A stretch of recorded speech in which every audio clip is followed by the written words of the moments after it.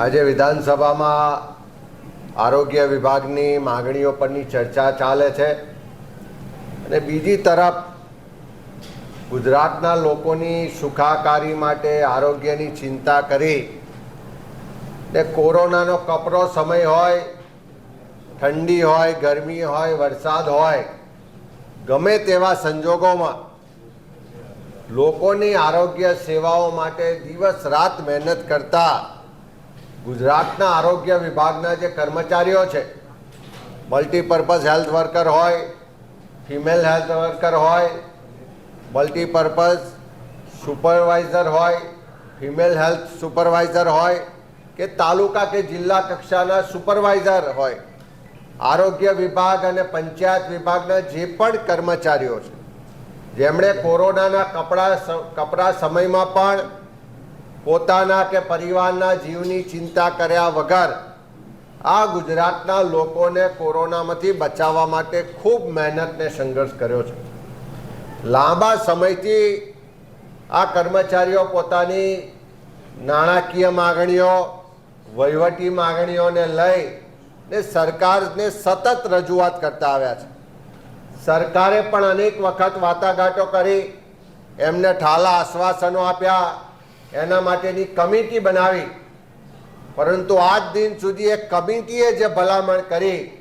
એ ભલામણોનો અમલ પણ સરકાર કરવા માગતી નથી. અને એટલા જ કારણે આખા ગુજરાતમાંથી આરોગ્ય કર્મચારીઓ પોતાની નાણાકીય અને વહીવટી માગણીઓને લઈ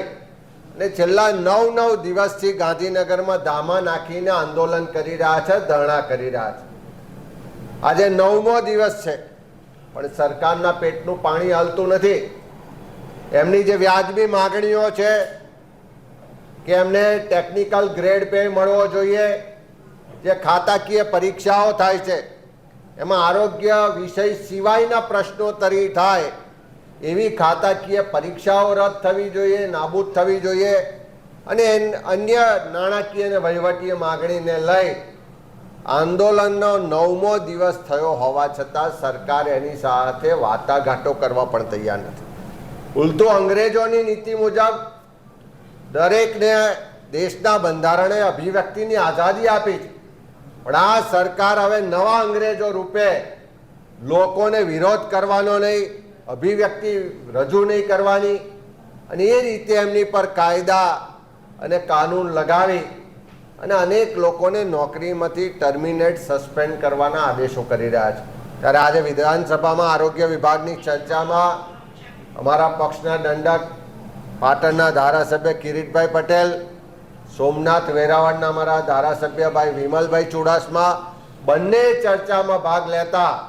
આ આરોગ્ય કર્મચારીઓની જે વ્યાજબી માંગણીઓ છે એના માટે સરકાર તાત્કાલિક એમને વાટાઘાટો માટે બોલાવે અને એમની માંગણીઓનો સ્વીકાર કરે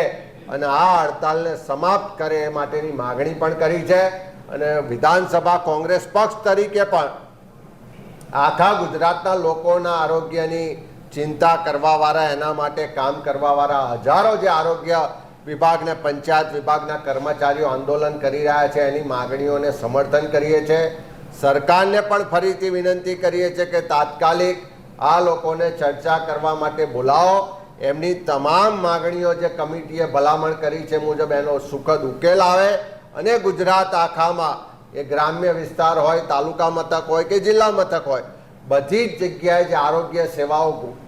ખોટવાઈ ગઈ છે, ખોરવાઈ ગઈ છે અને લોકો અત્યારે હેરાન પરેશાન થઈ રહ્યા છે એમાંથી મુક્તિ અપાવો. આરોગ્ય કર્મચારીઓની માંગણીઓનો ત્વરિત સ્વીકાર કરે અને આંદોલનનો અંત લાવો અને જે લોકો સામે પગલાં